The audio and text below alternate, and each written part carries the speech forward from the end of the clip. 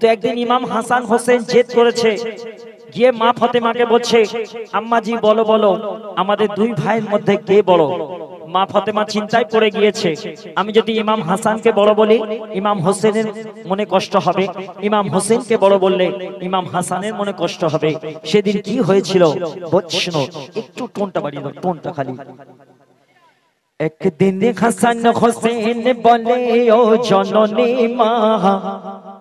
হাসান হোসেন মা ফাতেমাকে বলছে, একদিন হাসান হোসেন বলে, ও জননী মা, কে ছোট আর কে বড় মাগো তুমি বলো না, কে ছোট আর কে বড় মাগো তুমি বলো না। প্রশ্ন শুনে জান্নাত রানী পড়েছে চিন্তায়, প্রশ্ন শুনে জান্নাত রানী পড়েছে চিন্তায়, কে ছোট আর কে বড় কেমন করে বোঝাই। একদিন হাসান হোসেন বলে, ও জননী মা, কে ছোট আর কে বড় মাগো তুমি বলো না। যখন হাসান হোসেন বলল, আম্মাজি আমাদের দুই ভাইয়ের মধ্যে কে বড়, তখন মা ফাতেমা হাসান হোসেনের হাত ধরে নিয়ে গেল সোজা আমাদের নবীজির কাছে। গিয়ে কি বলছে শোনো, মা ফাতেমা হাসান হোসেনের হাত ধরে নিয়ে আসিল করতে বিচার নবীজির ঘরে।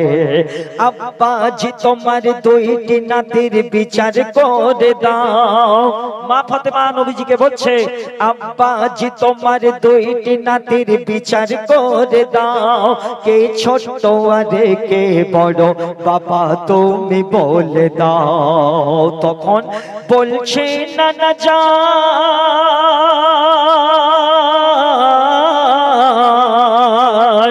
বলছে নানা জান দুজন সমান ছোট বড় নয়, মোর দুটি চোখের তারা দুজন ভিন্ন কেহ নয়।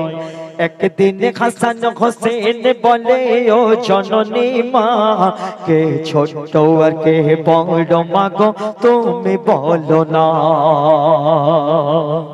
আমাদের নবী যখন বলল, হাসান হোসেন তোমরা দুজন সমান, তোমরা কেউ ছোট বড় না, ইমাম হাসানও মানেনি ইমাম হোসেনও মানেনি, তখন কি হচ্ছে শোনো। বলছে হাসান, ও নানা জান সত্যি বলো না, আমি বড় না হোসেন বড় বিচার করো না। হোসেন নানার জুব্বা ধরে বলছে নানা জান, হোসেন নানার জুব্বা ধরে বলছে নানা জান, একবার বলে দাও কে বড় হোসেন না হাসান, একবার বলে দাও কে বড় হোসেন না হাসান। হাসান কে যদি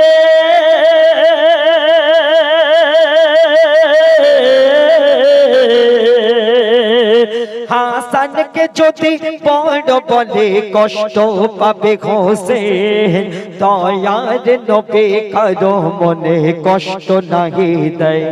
একদিন হাসান হোসেন বলে, ও জননী মা, কে ছোট আর কে বড় মাগো তুমি বলো না। যখন আমাদের নবী চিন্তায় পড়ে গেল, তখন আমাদের নবী কি করবে? হাসানকেও বড় বলতে পারছে না, হোসেনকেও বড় বলতে পারছে না। তখন আমাদের নবী খোদার দরবারে দুটো হাত তুলে বলছে, আল্লাহ গো তুমি আমার দুটি নাতির বিচার করে দাও। তখন আল্লাহ পাক কি করলো? আল্লাহ পাক জিবরিল আমিনকে বলল, এই জিবরিল আমিন তুমি জান্নাতে যাবে, সেখান থেকে একটা নুরানি আপেল নিয়ে আসবে, আপেলটাকে এনে মধ্যখান থেকে কেটে সমান ভাগে ভাগ করে ইমাম হাসান এবং ইমাম হোসেনের মধ্যে বকরা করে দেবে। তখন কি হচ্ছে শোনো, দয়ার নবী খোদার কাছে তোলে দুটি হাত, দয়ার নবী খোদার কাছে তোলে দুটি হাত, বিচার করে দাও তুই নবসররা বলে ইজাত।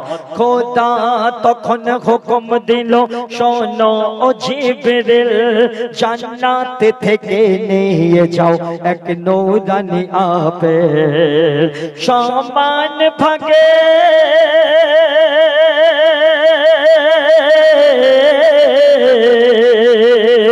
সমান থাকে কেটে দিও দুজনের ঘেঁষায় খোদার চোখেও দুজন সমান ছোট বড় নয় একদিন হাসান হোসেন বলে ও জননী মা কে ছোট আর কে বড় মা গো তুমি বলো না আল্লাহর নজরেও ইমাম হাসান হোসেনের মর্তবা সমান সমান